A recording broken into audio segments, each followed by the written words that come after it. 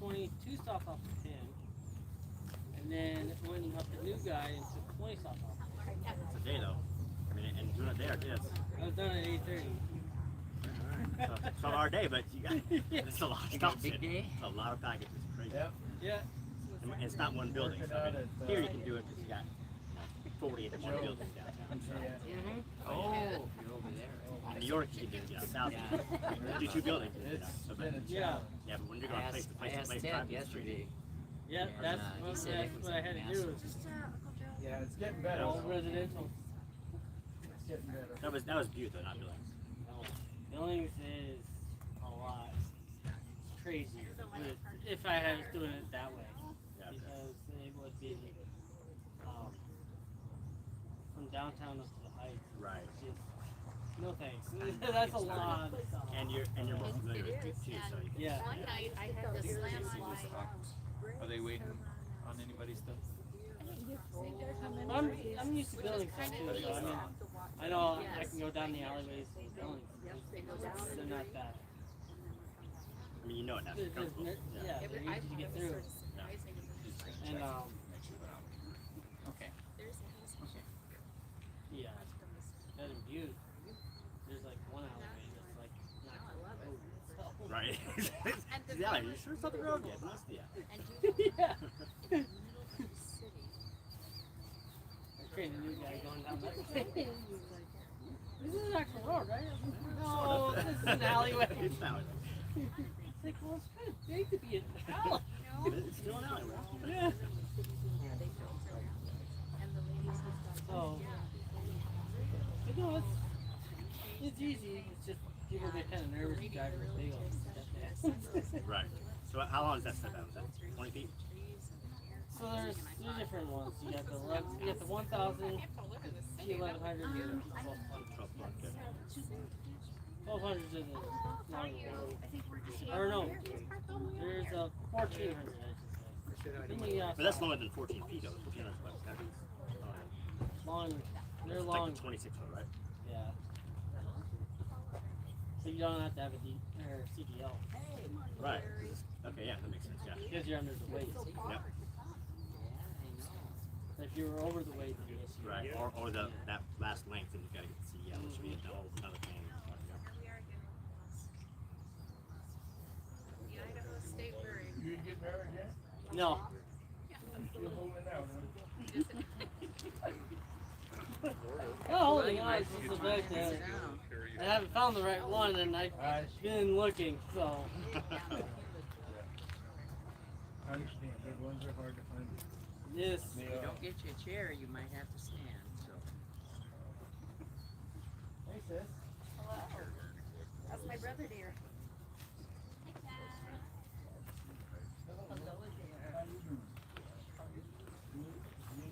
Well, hello, Jan. No, I don't know that.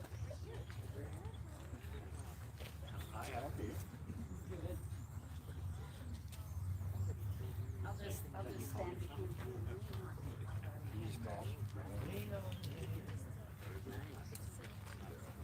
Another funeral. My phone was like.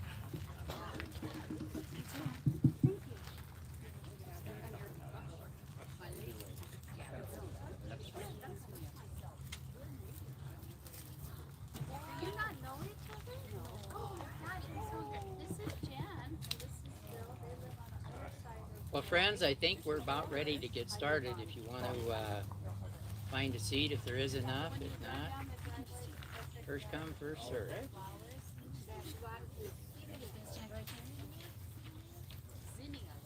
want me to sit there, Mom? No, you can't. I don't need to. You should sit in front.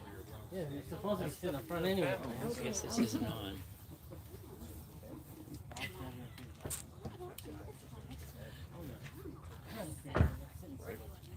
Well, we're ready to begin. If you'd like to sit or stand, whatever's convenient. Sit next to you, or do you want to sit?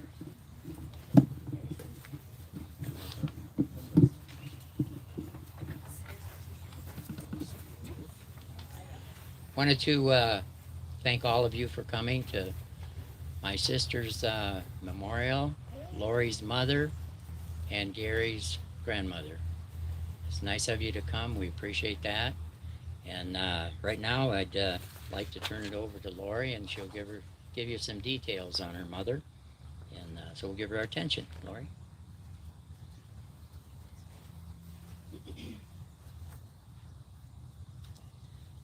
Thank you all for coming today. I'm really appreciative of you all. Mom, she was very supportive. She was a very supportive mom. Oh, I'm sorry. Can you hear me? Okay. I just wanted to share a couple little stories about Mom. Some that I'll never forget. I was probably 5 or 6 years old, and we were in Dubuque, Iowa, and we were heading to Edgewood to go see my grandma, her mom. And we had stopped at the gas station, and of course it was a little store, and I asked her for some gum. And Mom went in and she bought a pack of juicy fruit gum. But before she gave me that pack of gum, she somehow opened it and stuck a dollar bill in there. And then she was able to close it so that when she handed it to me, I was able to open it. I was so surprised. I had a dollar bill. Oh, I was so excited. Mind you, this was back in the 70s, so a dollar bill was a big deal. But she did little things like that. And then when I graduated high school, I didn't know what I wanted to do. And I met a recruiter, talked to him for a while, Air Force recruiter, of course, talked to him for a while. And I went home one day and I said, Mom, I'm going to join the military. She said, you're going to do what? You and your nails? You're going to join the military? And I said, yes, Mom, I'm going to join the military. And she says, well, if that's what you want to do, then I'm here for you. And if she wasn't, she was at my basic training graduation. She took the train from California to Texas to make sure she was there. She was there for all of my re-enlistments. She was always there. She came to every base that I was stationed at. Even when I was in Germany, she flew over to Germany to come and see us. And so she was very, very supportive. So I'll give her that. And then my 2 marriages, she was there for both of them as well.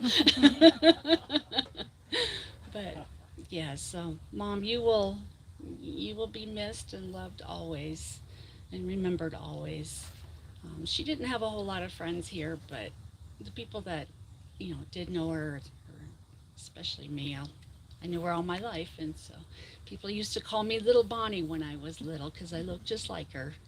I used to tell people she looked like me, but anywho, well, thank you all for coming. I just wanted to share those few little stories. Do you want me to read this? I've been asked to read this, so I'll do that.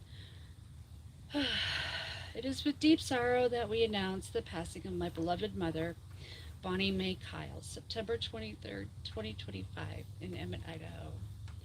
Predeceased by her loving husband, Verne, Red Pickrell, she leaves behind a legacy of strength, devotion, and unwavering support to her family and friends. Her life and legacy. Bonnie was born on January 25th, 1947, in Edgewood, Iowa. She dedicated her life to nurturing those she loved, always putting others before herself and lending a helping hand whenever needed, always a source of encouragement to those closest to her. She was a source of inspiration, teaching us the true meaning of kindness, perseverance, and unconditional love. Her love of the outdoors, our mother-daughter trips, y'all know what those road trips were, and family gatherings were her most cherished moments. We will remember the love, laughter, and memories created together. Bonnie survived by me, her daughter, and her brother, Gerald Glaive, both of Emmett, grandchildren Gary, Allison, and Allison's husband, Kelly. Great-grandchildren, Benson and Finley Kuntz. Her memory lives on in every story shared, every tradition passed down, and every loving moment we continue to celebrate together. As we say goodbye, We hold close memories of her kindness, her courage, and her boundless love. Though she is no longer with us in person, her spirit will remain in our hearts forever. We'll have a small reception at the La Costa restaurant if you'd like to join us after this small ceremony. Thank you all.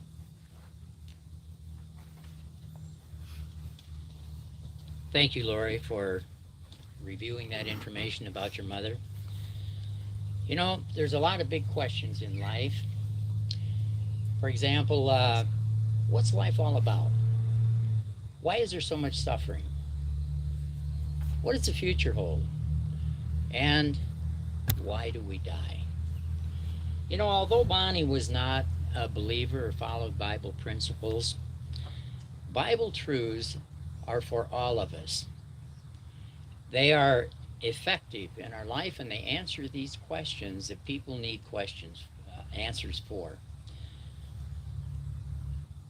This morning, what I'd like to do is share two things from the Bible. Why do we die, or what happens at death? And two, what is the hope for our dead loved ones? Ecclesiastes chapter 9 has something to say on that. In verse 5 it says, "For the living know that they will die." And isn't that true? We all know if we live long enough in this system, we're going to die. Isn't that right? "But as for the dead, they know nothing at all." And it goes on to say, "Nor do they have any more reward, because all memory of them is forgotten." So it's almost like when we're alive, we can make plans, we can do things, we can work. But the dead, they can't do anything. And verse 10 even expands on it. It says, "Whatever your hand finds to do, do with all your might, for there is no work, nor planning, nor knowledge, nor wisdom in the grave where you're going." So could we say that death is just the opposite of life? It seems like that, doesn't it? We're just dead. But you know, the Bible doesn't give up there. And really, when we read a scripture like that, there's nothing unclear about the condition of the dead. However, that was never a part of Jehovah God's purpose. He didn't intend for us to live 70, 80 years and then die. But that all happened in the Garden of Eden. There was an issue raised there, and the perfect man Adam, matter of fact, Romans 5:12 says it better than I can. It just simply says, "Through one man, sin entered into the world, and death spread to all men because we'd all sinned." But because of Jehovah God's love and his sense of justice, he didn't leave it at that. He sent his only begotten Son to the earth to give his perfect life as a ransom for mankind. He lived on this earth for over 33 years and finally was put to death by the religious leaders of his day. But he sacrificed his perfect human body to buy back what Adam lost. And so that's what the Bible holds out for us. We have an opportunity. And that's verified in John chapter 5. This is Jesus' words. He said in verse 28, "Do not be amazed at this, for the hour is coming in which all those in the memorial tombs will hear his voice and come out." That's what we look forward to seeing with our dead loved ones. And because of what we see going on in the world today, it doesn't appear that that is very far down the road. Bible prophecy is being fulfilled today, Bible chronology. And the thing is, Jesus wasn't the only one that promised that. A little later on in the book of Acts, it says, "I have hope toward God," which there's going to be a resurrection of both the righteous and the unrighteous. So under that kingdom rulership of Jesus, people like Bonnie will be brought back in the resurrection, and they will have an opportunity to learn about God's standards and live by them. What a blessing that really is. So I firmly believe this myself, because there's two things that God cannot do. He cannot lie and he cannot die. So we can put our trust in that. There's one other thing I want to leave with you if you're curious enough to know what things will be like when that resurrection of our dead loved ones come back. I want to leave you this scripture. I'm not going to read it, but if you're curious, you can look it up. It's Revelation 21, verse 4. That paints a picture of what conditions are going to be like, and it's really encouraging. So, thank you all again, and we'll listen to a song, Grateful for the Ransom. Today, Jehovah God, we stand before your throne. For you showed the greatest love that could ever be shown. You gave the gift of your dear Son that we might live. No greater sacrifice than this could you ever give. He gave his life to set us free. His precious blood provides the key. With all our hearts we'll go on thanking you eternally.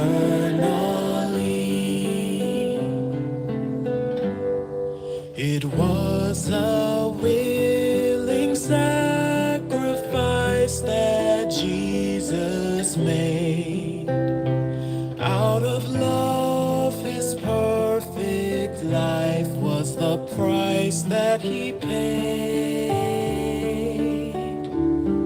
We had no hope until he came to save mankind. But now our hope is finding life, leaving death behind. He gave his life to set us free. His precious blood provides the key. With all our hearts we'll go on thanking you eternally.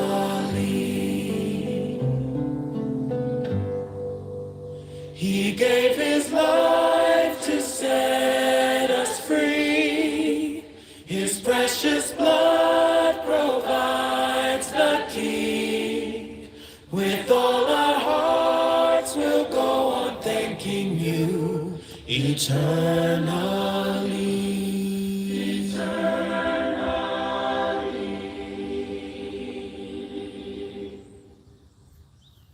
Shall we approach Jehovah in prayer? Our grand instructor and life giver,